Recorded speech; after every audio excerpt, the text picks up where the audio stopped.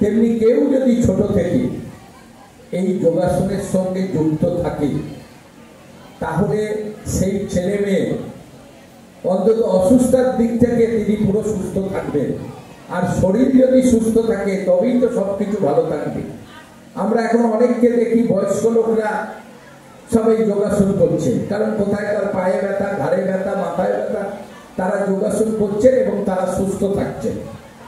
কিন্তু সবাই যদি, যাদের বাচ্চাদের পিতামাতারা তারা যদি মনে করে যে আমার ছেলে মেয়ে একদিকে যেমন পড়াশোনা শিখবে আর তার শরীর ভালো রাখার জন্য আমরা তাদের যোগার যে কোনো কেন্দ্রে তাদের ভর্তি করব, তারা 8 ঘন্টা 1 ঘন্টা যোগাসন করবে, তাহলে কিন্তু তার সারা জীবন কোনোদিন রোগ তাকে আক্রান্ত করতে পারবে না। আর রোগ মানেই তো এখন দেখেছেন পয়সা লোকেরা শেষ হয়ে যাচ্ছে রোগে, আর ওষুধ যদি খেতে না হয় তাহলে পয়সাটা কিন্তু সবার থাকবে। একটা মানুষের একটা পয়সা কিন্তু সবসময় ওষুধের জন্য রাখতে হয়, কারণ মানুষ অসুস্থ হয়ে পড়ছে আর তাকে তার যে টাকা সে আয় করে তার একটা অংশ তাকে এই ওষুধের জন্যই তাকে রাখতে হচ্ছে।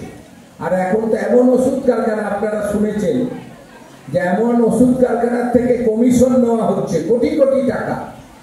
আমরা হয়তো সুগারের ওষুধ খাচ্ছি, আবার প্রেসারের ওষুধ খাচ্ছি, সেটা ময়দার গুঁড়ো খাচ্ছি কিনা কে জানে।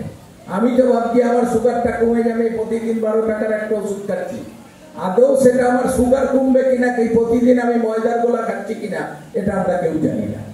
কারণ এমন সরকাররা এমন কোম্পানির কাছ থেকে বেআইনি ভাবে হাজার হাজার কোটি টাকা ডোনেশন নিয়ে যেভাবে ওষুধ কারখানাগুলোকে লাইসেন্স দিচ্ছেন যে আপনারা যা খুশি তাই করুন, আমাদের ডোনেশন দিন, তাহলে কি হচ্ছে, ওষুধের ব্যাপারে একটা জালিয়াতির বিরাট ব্যাপার চলে আসছে।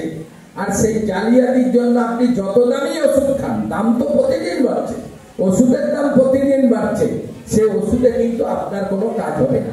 তা আমরা যদি মনে করি এখন থেকে, হয়তো একটা সময় লাগবে, আমরা যদি মনে করি ছোট বাচ্চা ছেলে মেয়েটাকে যেমন আমরা পড়াশোনা শিখিয়ে তারে উচ্চ শিক্ষিত করে তার ভবিষ্যৎ করতে চাই, যে একটা ছেলে মেয়ে পড়াশোনা শিখবে, ভালো সে একটা চাকরি করবে, ভালো ব্যবসা করবে, আর তার সঙ্গে সঙ্গে যদি আমরা ভাবি যে আমার ছেলে মেয়েটা সারা জীবন যাতে সুস্থ থাকে, সারা জীবন যাতে তাকে ওষুধ খেতে না হয়, তাইলে তাকে যোগাতে নাম লেখাতে হবে।